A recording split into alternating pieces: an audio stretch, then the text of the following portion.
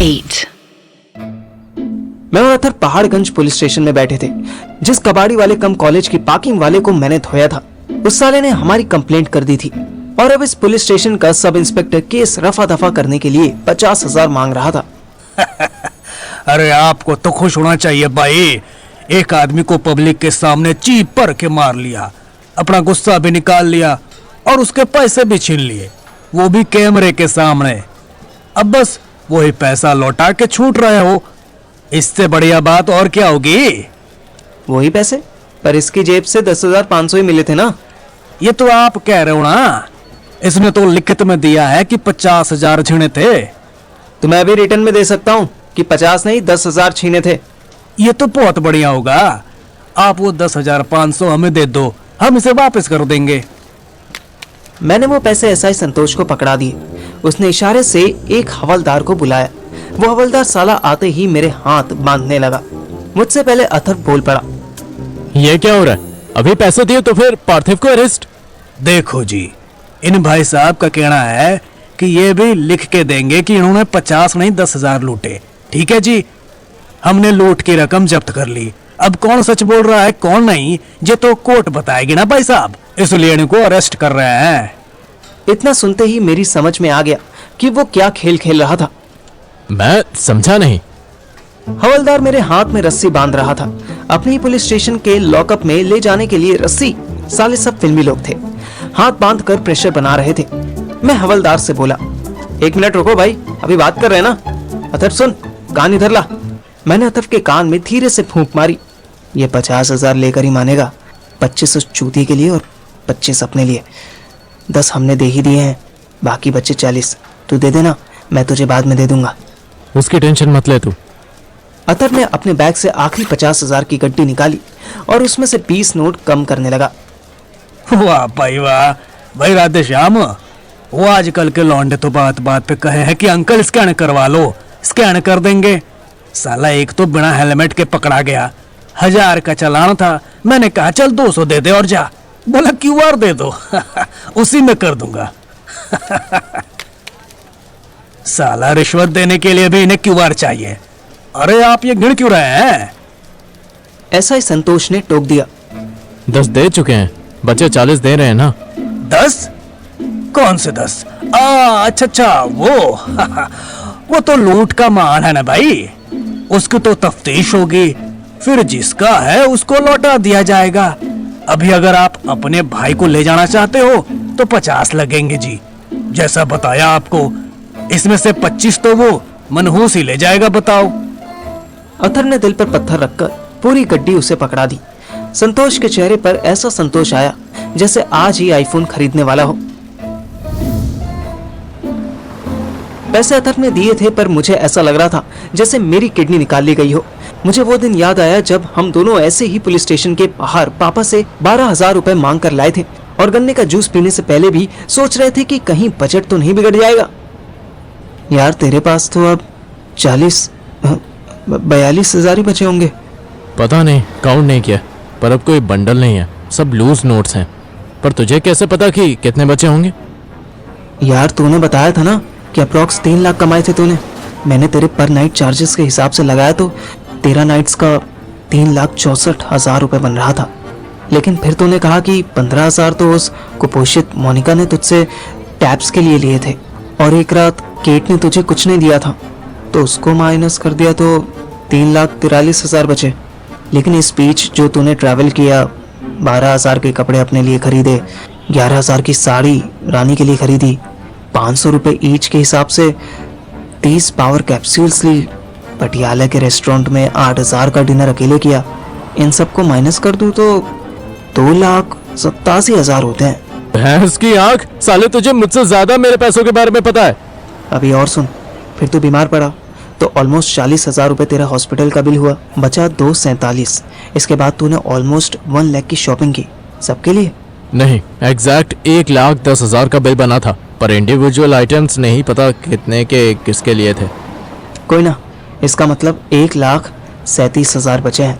अभी तूने पापा को 50,000 रुपये दिए ना, तो 87,000 बचे। फिर 50 ये पुलिस वाला खा गया, सुअर कहीं का। अथर बिना मुझसे बताए एक छोटे से रेस्टोरेंट में घुस गया। यहाँ क्यों आया? तू वो छोड़, बता फिर कितने बचे? 87 में से 50 गए तो 37 बचे। रेस्टोरेंट बिल्कुल खाली था। उसने वेटर को इशारे से 2 कॉफी लाने के लिए कहा और बैग में हाथ डालकर पैसे गिनने लगा। पर तू तो 40-42 बोल रहा था ना? हाँ, क्योंकि हॉस्पिटल जाने से पहले तू श्वेता के पास से होकर आया था ना। उसने भी तो तुझे पेमेंट की होगी। 35, 36, 37, 38, 39, 40, 41, 42, 42,500। बहन चोद, तू आदमी है कि कैलकुलेटर? मैं स्माइल करने लगा। सीए हूँ साले, मेरा काम यही है। सुन, तू मेरी 2 बातें मान। क्या क्या? एक तो ये कि अब से, आज से शॉपिंग बिल्कुल बंद कर दे। अच्छा, और दूसरी? दूसरी, हेल्थ ठीक कर। जो पैसे बचे हैं उन्हें अपनी हेल्थ पर लगा। अगर बॉडी ही बेचनी है तो बॉडी को फिट रख। मैंने सुना है कि छुआरा खाने से चल बे चूतिए, छुआरा साले, वो छुआरा ना सुहागरात पे काम आता है। मुझे एक रात में 4-4 सुहागरात मनानी थी। मैं आज के बाद साला फॉरेनर के साथ जाऊंगा ही नहीं। चल वो छोड़, अब तू भी मेरी एक बात मान। क्या? मेरा फाइनेंस सारा तू संभाल। मुझे पर नाइट कैश मिलता है। तू बहुत बड़ा सीए का चौधा है ना, तो मेरी इनकम तू मैनेज कर। मेरा एक अकाउंट खुलवा और सारा पैसा उसमें रख। ठीक है, कम से कम इसके लिए तुझे कोई पैसा वैसा देने की जरूरत। मैं तुझे स्टार्टिंग में 15,000 पर मंथ दूंगा। भोसड़ी के मैं तुझे 15,000 लाते दूंगा, वो भी तेरे पिछवाड़े पे, समझा? कुत्ते के अखरोट जैसा मुंह लेके आया मुझसे सैलरी देने वाला। अथर्व मुस्कुरा दिया। कॉफी सर्व हो चुकी थी। हम दोनों ने एक साथ कॉफी का सिप लिया। छी, गधे के पेशाब जैसी कॉफी बनाई है सालों ने। हाँ यार, छी। पार्ट 2। एक काम करें, क्या? चल कॉलेज चलते हैं। वहां की कैंटीन में चाय पियेंगे, समोसे खाएंगे। बोल, क्या बोलता है?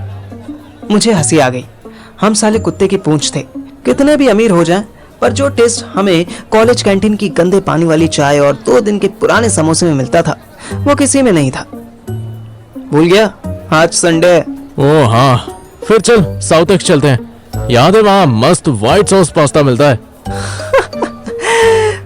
याद है, श्रेया ने खिलाया था फर्स्ट टाइम। मैं टॉन्ट मारा था कि यार बना तो टेस्टी है, पर इसमें दही थोड़ी कम डाली है।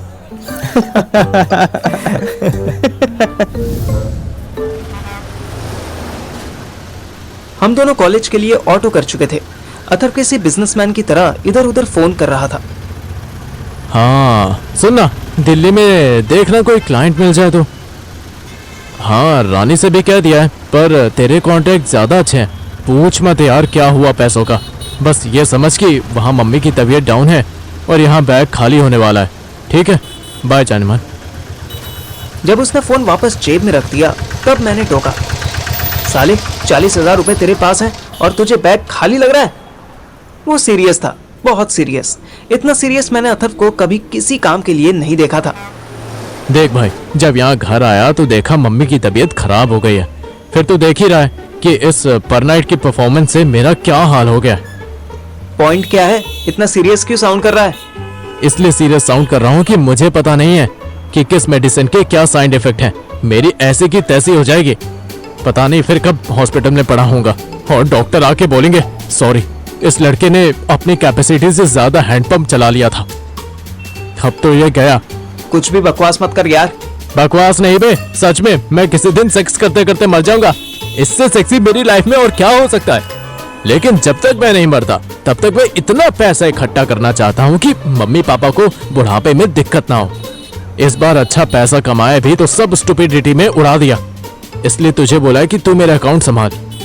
तू वापस कब जाएगा? बस परसों ही। उसके बाद तू हर 10 दिन या वीकेंड में होशियारपुर आ और मेरे से कैश ले जा। मुझे बस डेली पॉकेट मनी दे दे, मैं उसी के लायक हूँ। मैंने सपने में भी नहीं सोचा था कि अथर्व कभी इतनी समझदारी की बात कर सकता था। हम कैंटीन में आ गए।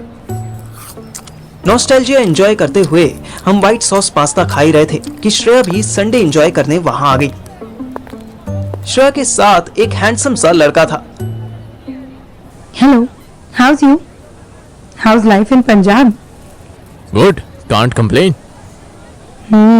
You're looking quite weak. हाँ, वो मम्मी के हाथ के आलू के पराठे नहीं मिलते ना। अरे हाँ, meet my friend अक्षत. दोनों लड़कों ने बिना कुछ बोले एक दूसरे को देख हाथ हिलाया। इसके बाद ऑकवर्ड साइलेंस आ गया। ना श्रेया मुझसे बोली ना मैं उससे। Anyways, good to see you, bye. Shreya हमारे सामने से तो चली गई, पर मुझे ऐसा लगा जैसे अथर्व की आंखों में वो बहुत देर तक वहीं खड़ी रही। अथर्व की आंखों में फर्स्ट टाइम मुझे गिल्ट होता दिखा। अथर्व ने व्हाट्सएप खोला, मैं भी उसके फोन में झांकने लगा। उसको अननोन नंबर से मैसेज आया था। मैसेज में लिखा था कि room number 42, hotel dream palace, Paharganj, 8 PM sharp, don't be late. Message before arriving. Atharva के चेहरे पर स्माइल आ गई। चल भाई, ड्यूटी करने का नंबर आ गया। अथर्व 8 बजने में 5 मिनट पहले ही होटल ड्रीम पैलेस पहुंच गया था। होटल पहाड़गंज के बाकी एवरेज होटल से थोड़ा बेटर था। एक औरत ने गेट खोला। अथर्व चौंका। तुम हो फक,